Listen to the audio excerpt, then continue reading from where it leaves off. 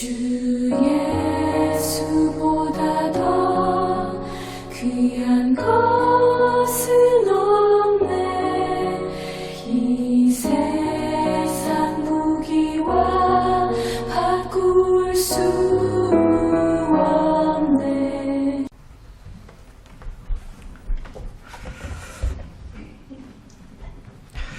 목사도 가끔 누군가로부터 은혜를 받아야 합니다. 그런데 깊은 은혜와 감동 주셔서 감사합니다. 예, 한국 더 하실 줄 알았는데 그냥 들어가신 고맙습니다. 요즘 갈수록 사람들이 손님 대접하는 걸 그렇게 넉하게 생각지 않는데 이렇게 초대해 주셔서 대단히 감사합니다. 제가 신학을 공부할 때 같이 공부하던 제 동기들과는 약 10년 정도 터울이 있습니다. 친구들이 저보고는 형님 혹은 큰형님 이렇게 불렀거든요. 그 일이 있기 한 10여 년 전에 제가 삼육대학 신학과를 입학했었습니다. 그때는 예비고사 제도가 있었기에 서울 지역 커트라인만 합격하면 웬만한 서울 지역에 있는 대학들은 그냥 들어갔습니다. 특별히 삼육대학은 그랬습니다. 그런데 아무리 신학을 공부하고 싶어도 서울 지역 예비고사 커트라인에 합격하지 못하면 못 갔습니다. 그런데 저는 삼육대학 신학과에 가기 위하여 서울 지역 예비고사 커트라인을 도달했습니다. 그래서 삼육대학 신학과를 지원했습니다. 가니 그 지원처 바로 옆에 한 사나이가 있는데 내가 왔다고만 나를 들어 올리면서 너무 반갑다고 잘 왔다고 환영을 합니다. 알고 봤더니 그 친구가 지금 현재 신학과 1학년이고 이제 내일 모레면 2학년 올라갈 선배인데 왜 그래 기뻐하나 했더니 내가 왔기 때문에 축구 멤버가 됐다는 겁니다. 11명 축구 멤버가 돼서 1학년과 2학년이 이제 축구 시합을 할 수 있게 돼서 그렇게 좋아하는 것입니다. 나중에 알고 보니 그 선배는 후에 뭐 어떻게 된지 모르겠어. 목회를 아마 안 나갔어요. 그런데 그렇게 제가 11번째 지원을 하고 나서 제가 등록을 못해서 그만 포기를 했었습니다. 그래서 오랜 시간이 지나서 한 10여 년 가까이 세월이 지난 이후에 타의에 의해서 가까운 지역에 대학을 들어갔죠. 그런데 그 학기 시험을 봤는데 장학금이 나왔습니다. 성적 장학금이. 그 성적 장학금은 현금으로 안 주고 그 다음 학기에 등록금으로 주게 되는 것입니다. 그런데 등록금 통지서를 받고 방학 때 바로 교무처에 전화를 했지요. 현금으로 줍니까? 근데 현금으로 안 주거든요. 그런데 그 까딱했는지 그 직원이 현금으로도 줍니다. 그래서 그 순간 슬립바를 실은 채로 논두렁을 뛰어가서 교무처에 가서 장학금 통지서를 내밀고 현금으로 주세요. 그랬더니 봉투에다 현금을 담아줬습니다. 마음이 바뀔까 봐 그냥 뒤로 돌아보지 않고 집에까지 왔습니다. 그 다음 해 그걸 가지고 신학과에 들어갔습니다. 4년 동안 점심은 거의 굶었고요. 그리고 졸업은 했는데 지나간 과거를 돌이켜 회상해 보면 내가 그렇게 가고 싶어 했던 신학, 목사, 하나님께서 나를 선히 인도하신 것, 과거를 생각해 보면 너무 스릴 있고 하나님께서 나를 이렇게 인도하셨구나 하는 생각이 듭니다. 우리 모두는 누구나 신앙생활을 하면서 지나간 내 삶 속에서 하나님께서 나와 함께 하셨던 그 경험, 내가 어려운 상황 속에서 하나님께 기도를 드렸더니 하나님께서 어떻게 내 기도를 들으시고 문제를 해결해 주셨는지 그 일만 생각하면 감사와 찬양이 흘러나는 경험들이 다 있지요. 뿐만 아니라 미래에 대한 소망 때문에 또 어려움을 극복한 일들도 있습니다. 제가 중학교 2학년 때 예수를 개인의 구주로 받아들이기로 결심했습니다. 그 이후로 나는 거의 예배에 빠져본 경험이 없습니다. 저녁 예배, 화요일, 금요일, 안식일, 사경회. 그 월요일에 학교 가면 월요일은 두들겨 맞는 날입니다. 그 월요일이 제일 싫었습니다.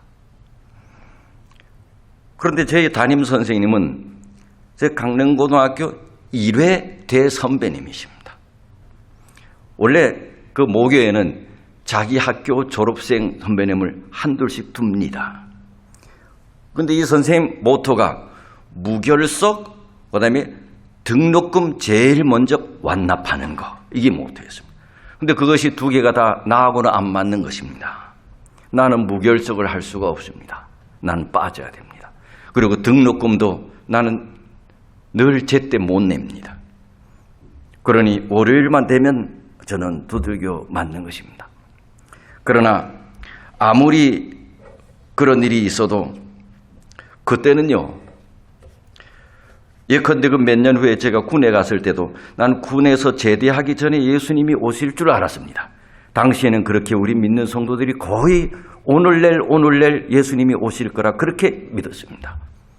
그래서 아무리 두들겨 맞고 어려워도 그것이 힘들지 않았습니다. 왜? 잠시 후면 주님이 오실 텐데요. 이토록 우리의 삶에 있어서 지난 인생을 뒤돌아볼 때 순간순간마다 내 걸음을 인도하신 여호와 하나님의 손길을 확인하는 것은 우리의 신앙생활에 대단히 중요한 것이지요. 뿐만 아니라 미래에 하나님께서 약속하신 그 미래의 약속의 소망을 기억하고 자주 바라보는 것 또한 우리 삶에 있어서 대단히 중요한 일이지요. 그런데요, 과거에 대한 추억, 하나님께서 나와 함께 해 주셨던 경험, 미래에 대한 간절한 소망, 이것들은 있는데 정작 오늘 믿음 생활하는데 실패하는 사람이 있습니다. 이스라엘 백성들이 그랬거든요. 이스라엘 백성들은 과거에 나와 함께 하시고 우리와 함께 하신 여호와 하나님의 능력을 많이 경험했거든요. 어떤 것이 있나요?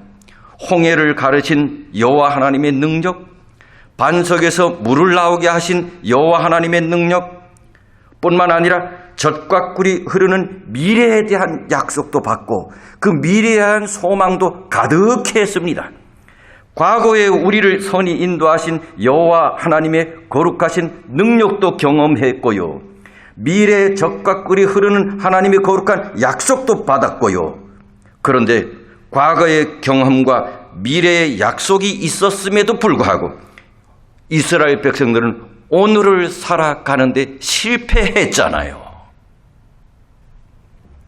요한복음 11장 40절이에요. 요한복음 11장 40절.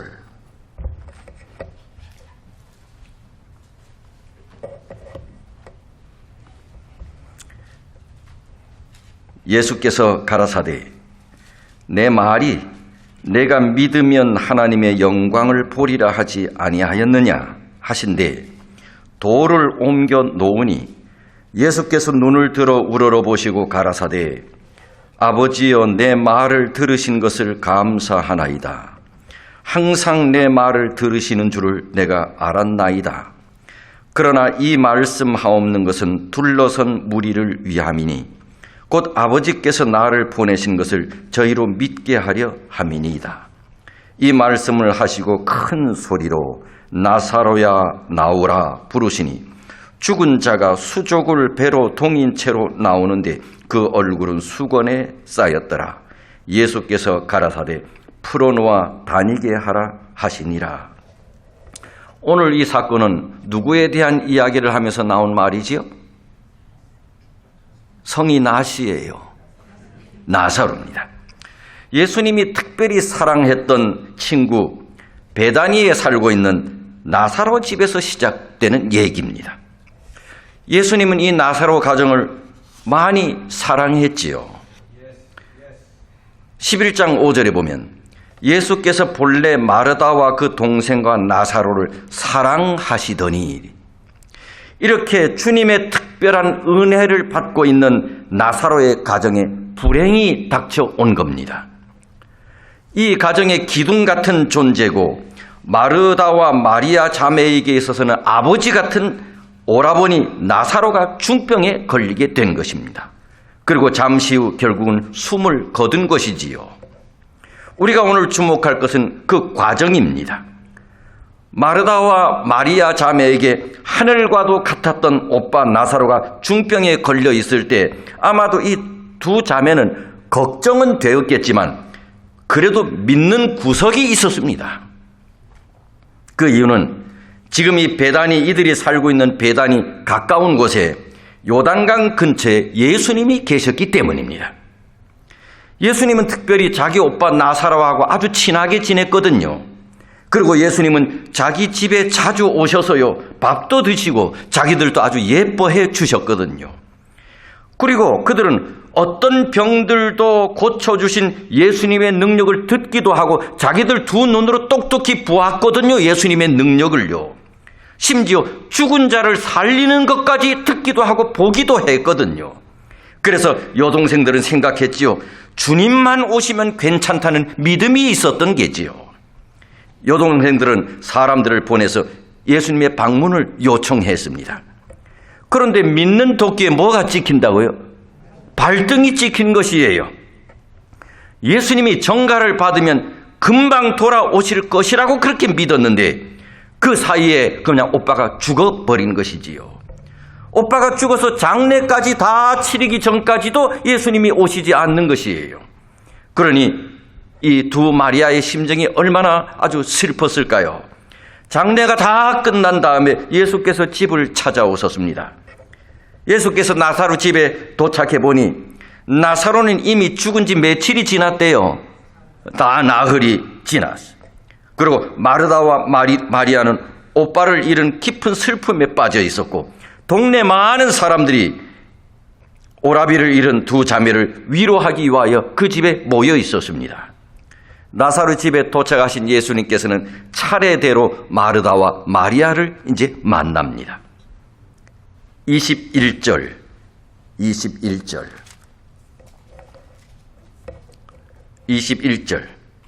다 같이 읽어봅시다. 시작.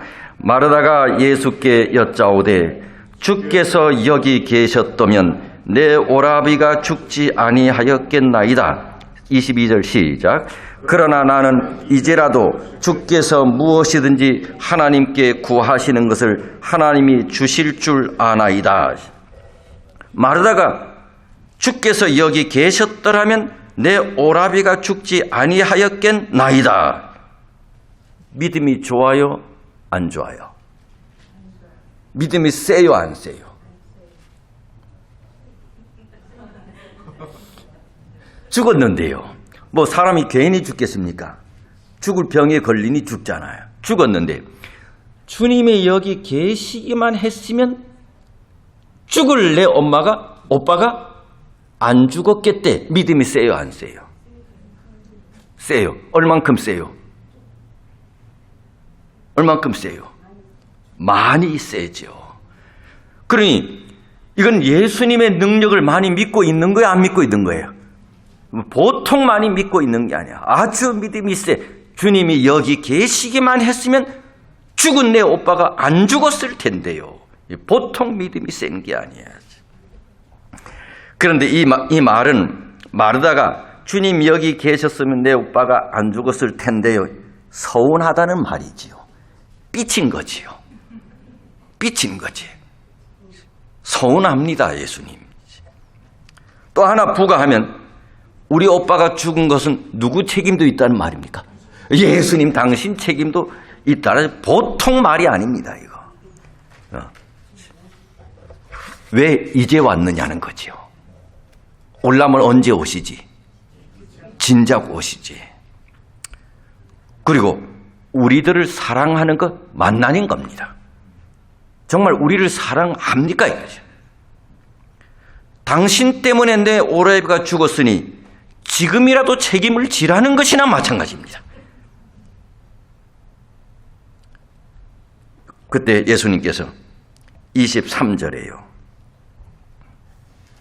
예수께서 가라사대 내 오라비가 다시 살 것이야. 내 오라비가 다시 살 것이야.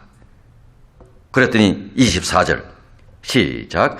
마르다가 가로되 마지막 날 부활에는 다시 살 줄을 내가 아나이다. 마지막 날 부활에는 다시 살 줄을 내가 아나이다. 언제 믿는 자들이 다시 살아나지요? 예수님 재림 때. 그러니 이 마르다는 철두철미한 재림 교인입니다. 주님이 재림하실 때는 다시 살아날 것을 믿습니다. 우리도 그렇게 믿지요? 철두철미한 재림 교인입니다.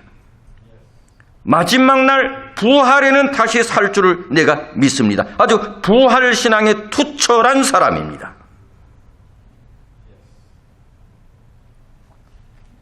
그런데 지금은 아니지 않습니까?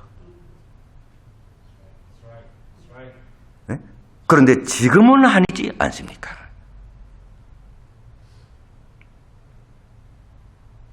그러니 이 마르다는 재림신앙은 투철한데 마지막 날에 주님께서 죽은 자들을 다시 살리실 터인데 주님이 오늘 죽은 내 오빠를 다시 살리는 믿음은 없었던 것이지요.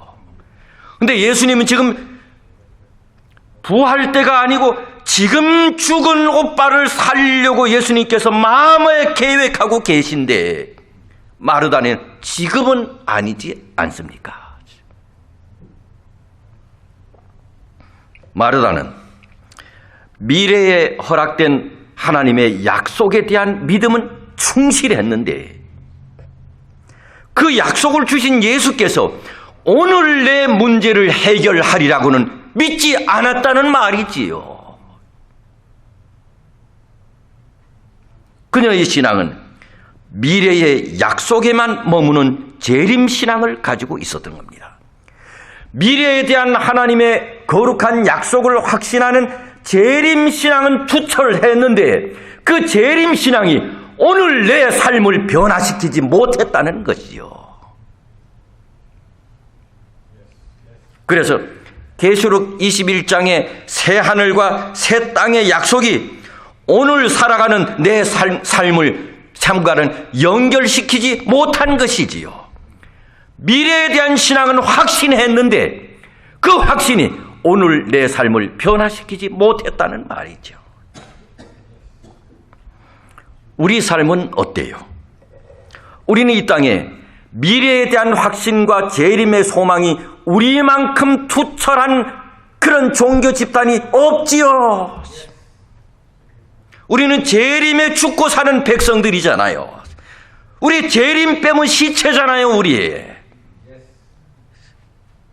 나팔소리와 함께 영광 중에 재림하실 예수 그리스도에 대한 미래의 소망이 투철한 종교인이잖아, 우리가요. 그런데 그 소망 때문에 오늘 내 삶이 달라지고 있는가? 그 재림에 대한 소망 때문에 내 삶이 날마다 변화되고 있는가? 그 소망 때문에 오늘 내 삶이 설레이고 있는가?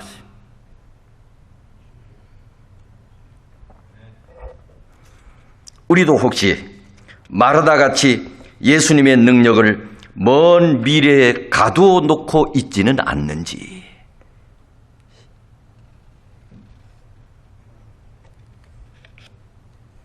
마르다가 마지막 날 부활 때에는 다시 살아날 줄을 내가 압니다. 우리도 그거는 알지. 그러자 주님이 마르다에게 다시 이렇게 말씀하죠. 25절. 이때 나온 유명한 말입니다. 시작. 예수께서 가라사대 나는 부활이요 생명이니 나를 믿는 자는 죽어도 살겠고 무릇 살아서 나를 믿는 자는 영원히 죽지 아니하리니 이것을 내가 믿느냐. 이 말씀을 유진 피터슨이라고 하는 분이 이렇게 번역을 했어요. 마지막 날까지 기다리지 않아도 된다. 지금 이 순간에 나는 부활이요 생명이다. 나를 믿는 사람은 죽어도 살겠고 누구든지 살아서 나를 믿는 사람은 영원히 죽지 않을 것이다. 내가 이것을 믿느냐. 이 번역에서 제일 주목해야 할 문구는 지금 이 순간, 지금 이 순간에도 나는 부활이요 생명이다. 지금 이 순간. 마르다, 내가 믿고 있는 부활의 주님은 미래에만 있을 것이 아니야. 지금도 나는 부활의 주야. 예전에도 부활이었고 미래에도 부활이야. 그런데 지금도 부활이야.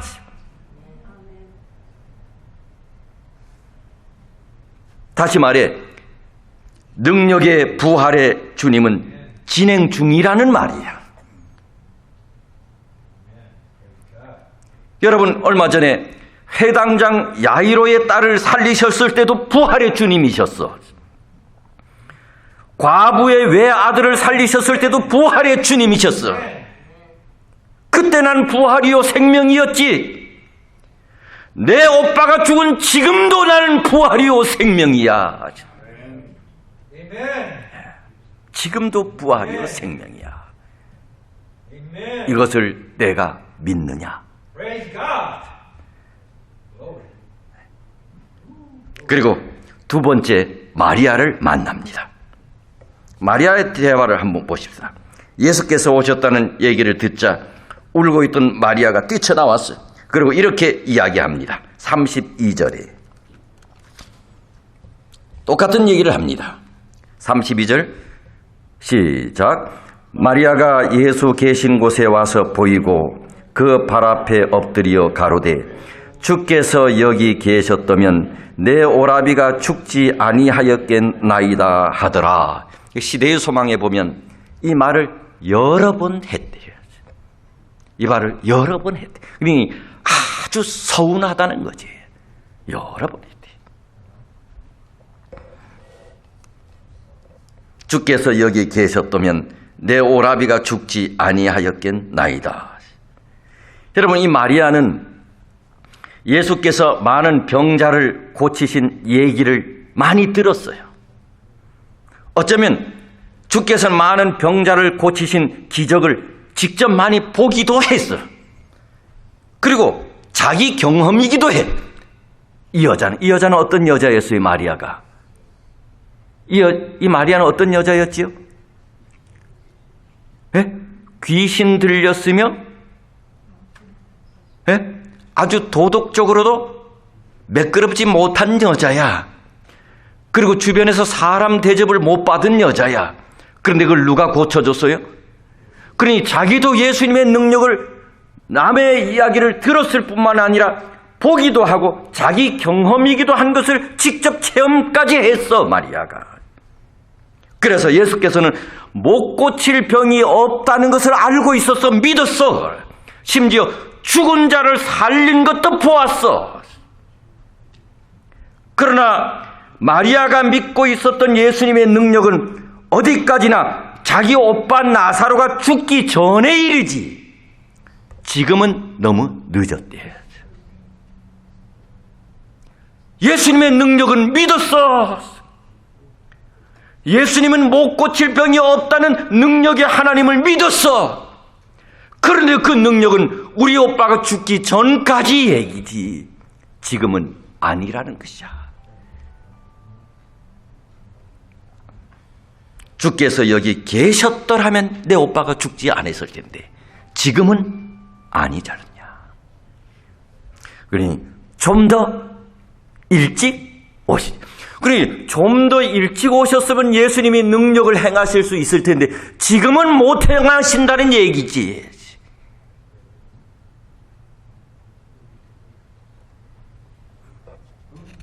조금만 일찍 오셨으면 우리 오빠가 살아났을 텐데.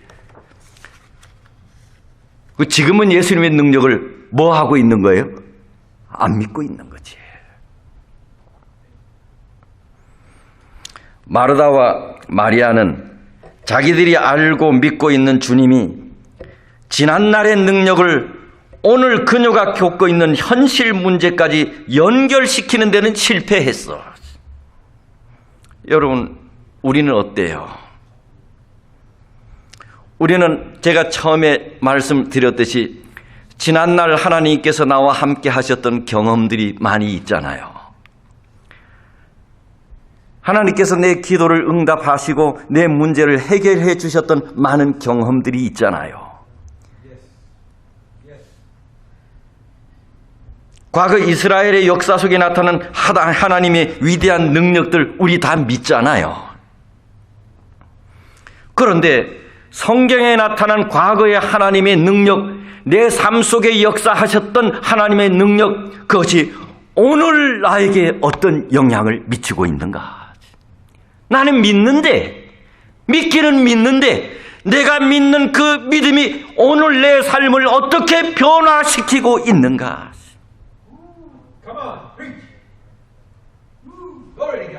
우리도 이처럼 예수님의 능력을 과거의 사건으로만 믿고 있지 않나. 이스라엘 백성들은 여기서 실패한 것이요.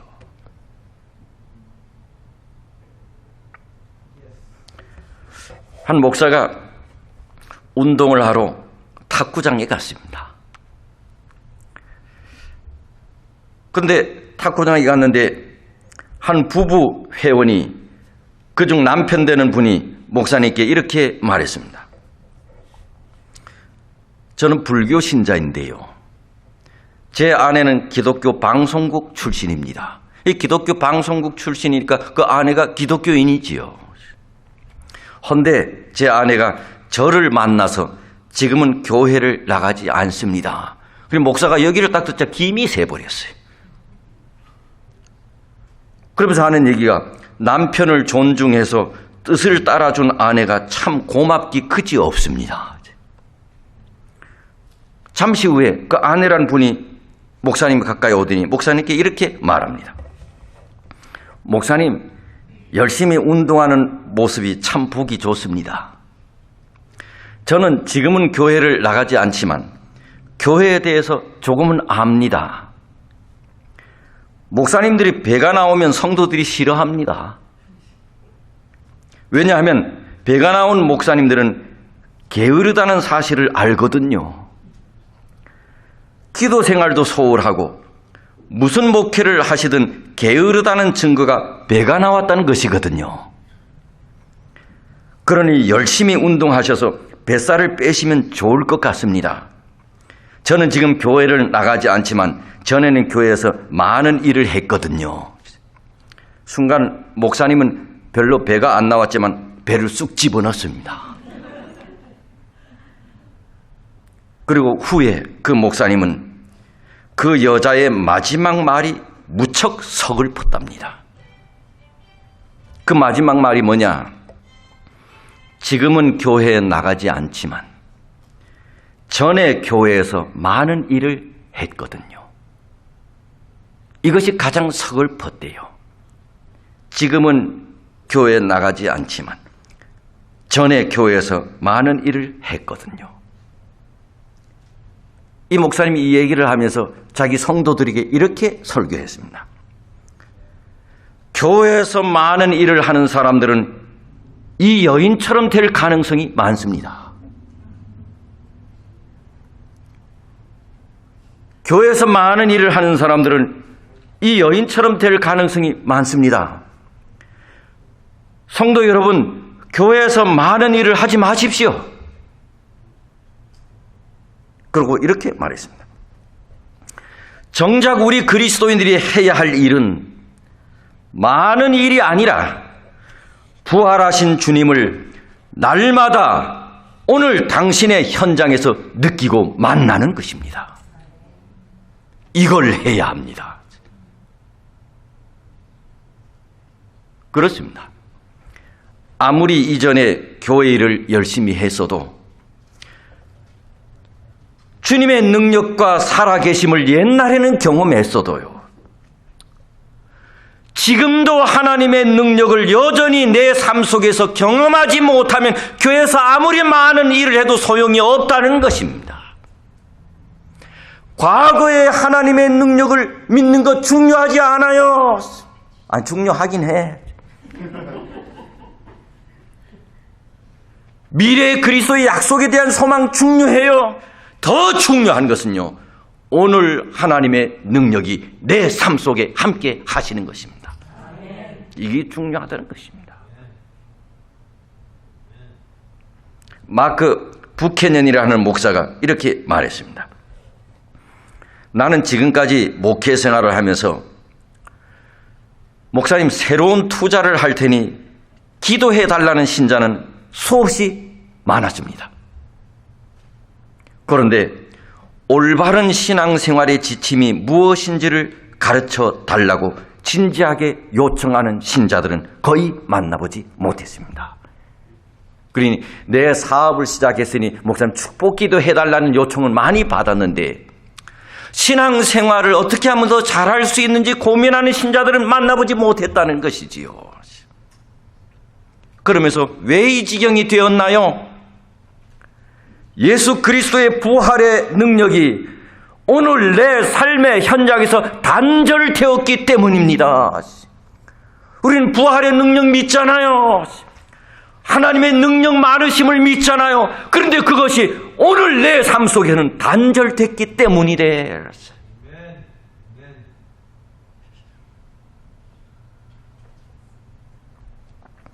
나사로를 살리신 부활의 예수님은 오늘 또 내 삶 속에 살아 계시도록 합시다. 그것이 우리가 생활해야 할 참다운 신앙 생활이에요.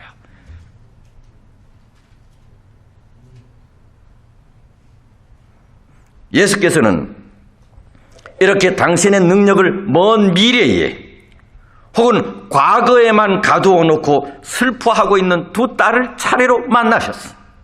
그리고 예수께서는 나는 너희들이 생각하는 미래의 희망만이 아니고 과거의 능력만이 아니라 오늘 또 나는 너희의 희망이요 너희의 능력이라, 이 사실을 보여주고 싶다.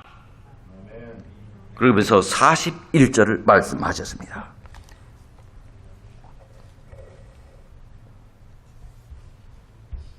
돌을 옮겨 놓으니 예수께서 눈을 들어 우러러 보시고 가라사대, 아버지여, 내 말을 들으신 것을 감사하나이다.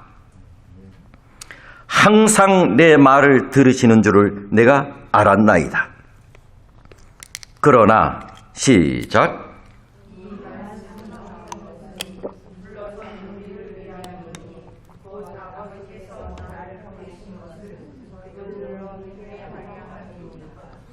이 말은 예수께서 이렇게 하신 것은 우리들을 위하여 한 것이래요. 내 말을 들으신 것을 감사합니다. 이 말은요, 언제 아버지께서 예수님 말을 들으셨나요? 이 말은요, 예수님께서 하늘 아버지께 많이 뭔가 요청을 하셨다는 말이지요. 많이 기도하셨다는 말이지요. 그런데 예수님께서 기도하신 것을 아버지께서 다 들어주셨다는 말이지요. 그것에 대해서 지금 감사하고 있잖아요. 어떤 것이 있나요? 과거에 내 기도를 들어주신 하나님 감사합니다. 뭘요? 물로 포도주가 되게 하신 능력도 있지요. 또요, 보리떡 5끼와 물고기 2마리로 몇 명을 먹이신 능력이요. 5,000명을 먹이신 능력도 하나님께 기도해서 하나님께서 내 기도를 응답해 주셨다고 그거에 대해서 또 감사하고 있지요. 또 뭐가 있어요? 소경을 기도함으로 고쳐주신 능력도 감사하지요.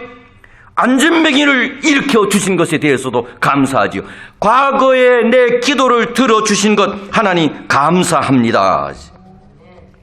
그리고 계속해서 말씀하시기를 42절 시작.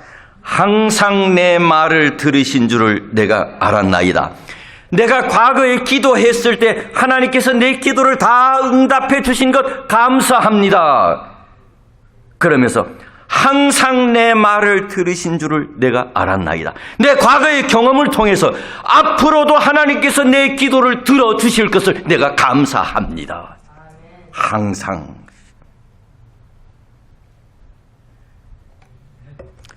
과거에 내 기도를 들어주신 걸로 봐서는 앞으로도 항상 내 기도를 들으실 것을 내가 알게 됐다고.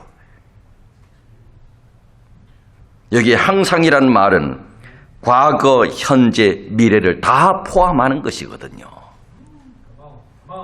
다시 말하면 예수께서는 과거에 하나님께서 나와 함께 하셨던 것과 같이 지금도 함께 하실 것을 믿는다는 말이죠. 그러니 과거에 야이로의 딸을 살리게 하셨고 과부의 아들을 살리게 하신 하나님이 오늘 또 나사로를 살리게 하실 것을 감사합니다. 이것이 바로 예수께서 가지셨던 믿음이, 그리고 예수께서 이 믿음을 우리 보고 가지래요. 둘러선 무리를 위함이니. 이게 예수께서 가지셨던 믿음이에요.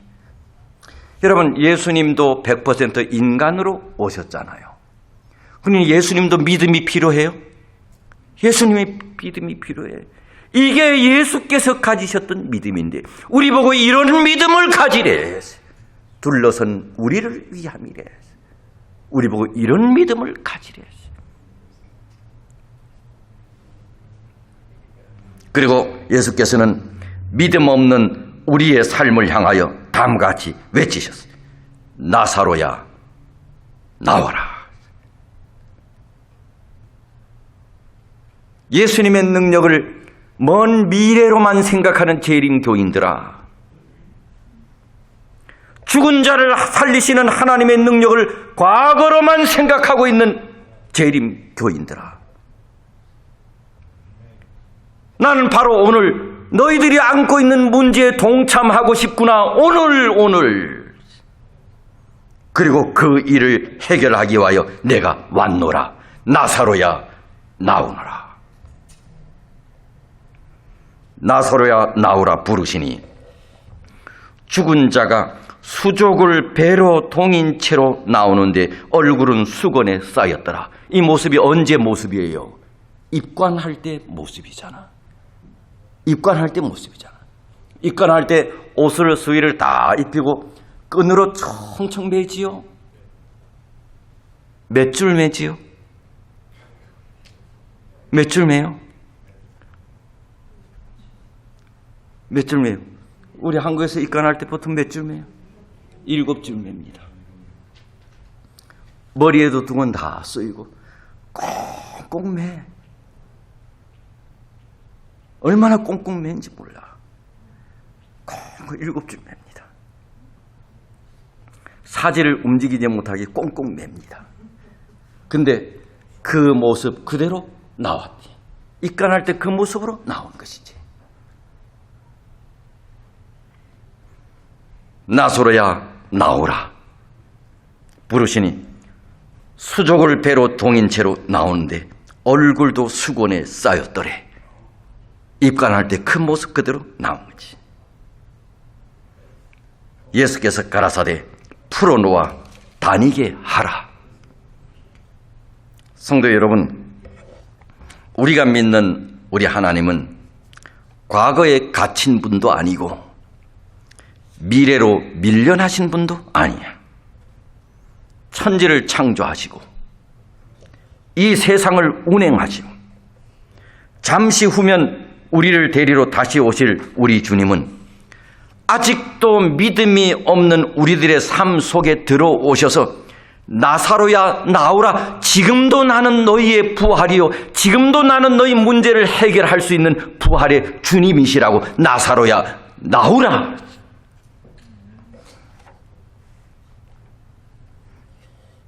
그분은 오늘도 우리의 능력이요, 오늘도 우리의 희망이야. 이걸 믿으면 우리의 삶이 달라진다는 것이지. 우린 미래의 약속 그리스도의 재림에 대한 소망은 충만해. 다 기다려. 우리 하나님의 능력을 의심하는 사람 아무도 없어, 우리 가운데. 그런데 오늘 우리의 삶이 잘 안 변해. 오늘 우리의 삶이 잘 안 변해. 다니다 보면 안식일에 5분 지각하는 사람 10년 후에 그 교회 가봐도 5분 지각해. 안 변해, 우리의 삶이. 미래에 대한 소망이 충만해. 천지 만물을 창조하신 능력의 주님을 우리는 믿어. 그럼에도 불구하고 오늘 우리의 삶이 잘 안 변해. 빛이 하나도 들어올 수 없는 캄캄한 동굴 무덤을 여시고는 냄새나고 썩어가는 나사로를 살리신 하나님께서는 바로 오늘 우리의 삶 속에 들어오시기를 원해요.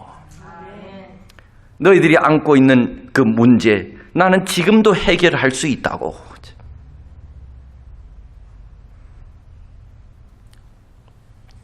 우리 모든 성도들의 현실 속에 이러한 믿음의 역사가 일어나기를 간절히 바랍니다. 그래서 우리의 미래에 대한 소망과 과거에 대한 우리의 하나님의 능력의 경험이 오늘 내 삶을 변화시키는 진짜 믿음, 예수님이 가지셨던 믿음, 그 믿음을 우리 보고 가지랍니다. 끝으로 한 말씀만 드리고, 그들은 교회가 아니라 리더를 떠난다. 고든 맥도날드 목사가 쓴 작가 안소니 볼룸의 이야기를 하나 전해주는데, 볼룸의 아버지는 하나님과의 긴밀한 교제를 참 많이 나누었던 사람임을 전술하면서 한 경험을 이야기하는데, 내 아버지는 항상 당신의 영혼의 일에 몰두하는 시간에는 현관에 이렇게 써붙이곤 했습니다. 문을 두드리지 마세요. 집에 사람은 있지만 내 기도가 다 끝날 때까지 문을 열어주진 않을 겁니다. 여러분, 정말로 너무 멋있는 부활의 능력을 매일 맛보면서 사는 그리스도인 같지 않습니까? 이 시간에는 현관에 문을 두드리지 마세요. 집에 사람은 있지만 내 기도가 다 끝날 때까지 문을 열어주지 않을 겁니다. 여러분, 정말로 너무 멋있는 부활의 능력을 매일 맛보며 사는, 날마다 뭔가 변화되는 그리스도인 같지 않습니까? 2000년 전에 있었던 주님의 부활과 그 능력은 오늘도 여러분의 삶 속에서 여전히 진행 중입니까? 우리도 예수님의 믿음을 가지십시다. 말씀을 마치겠습니다.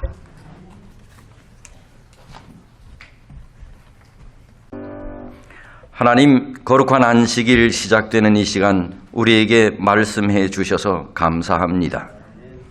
우리는 하나님의 능력을 추호도 의심함이 없습니다. 지난 날에도 그랬고 지금도 그렇습니다. 그리고 주님의 부활의 능력이나 영광스러운 재림을 한치의 의심도 없습니다. 그러나 주님의 그러한 능력과 우리를 다시 데리러 오신다는 영광스러운 소망의 약속이 오늘 내 삶을 얼마나 변화시키고 있는지에 대해서는 하나님 솔직하게 장담하기 어렵습니다. 오늘 우리에게 말씀해 주셨으니 우리가 가지고 있는 믿음, 하나님의 능력에 대한 믿음, 소망에 대한 믿음이 오늘 내 삶을 날마다 변화시켜 우리 주님을 닮는 그러한 믿음으로 승화되도록 하나님 우리를 그렇게 인도해 주시기를 간절히 원합니다. 이거는 우리 스스로 잘 되지 않습니다.